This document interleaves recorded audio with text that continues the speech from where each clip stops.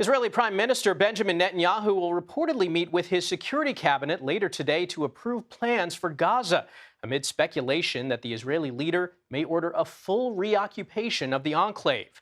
Now, this comes as CBS News senior foreign correspondent Debora Patta spoke to U.S. Ambassador Mike Huckabee about the ongoing war and humanitarian crisis in Gaza. President Trump has said there's real starvation in Gaza, and he appeared deeply troubled by images of starving children. Have you been similarly moved? I'm moved when the photos are verified. But they are real images. Oh, I think that there are certainly people suffering in Gaza. It's happening because Hamas has not allowed the food to get to the people who are hungry. We spoke to the World Food Programme, and they have not been shown any evidence of this at all. I'm shocked they would say that. Ambassador, the U.S. has thrown its support and money behind GHF. It's a U.S. program. And yes, it's a U.S. program. And yet, every single day, there are people dying near GHF sites. Tell me about the people dying at the GHF sites. In what way?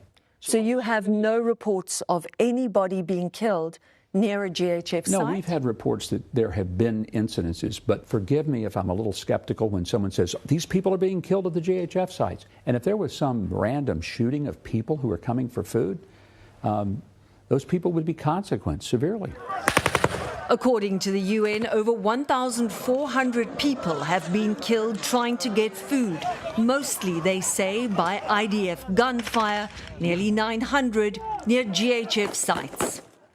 Increasingly strong language is being used about Israel's prosecution of this war, including from Israeli organizations. They've been accused of genocide. If Israel is attempting genocide, they're really bad at it. They could have had genocide on October the 8th. If they were trying to commit genocide, it would not have taken them 22 months to do it. And Debora Patta joins us now from Jerusalem with more on her interview with the U.S. ambassador. Debora, thanks for joining us. What more did Ambassador Huckabee tell you about the U.S. scaling up aid distribution in Gaza?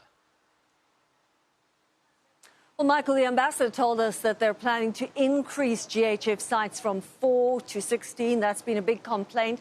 And also possibly have them operating 24 hours a day to avoid that desperate rush for aid. When I asked if that was an acknowledgement, really, that what is happening now at GHF sites is not really working, the ambassador said it's the opposite. He said they're scaling up distribution because they believe it is working and because the U.S. wants to do more. Michael?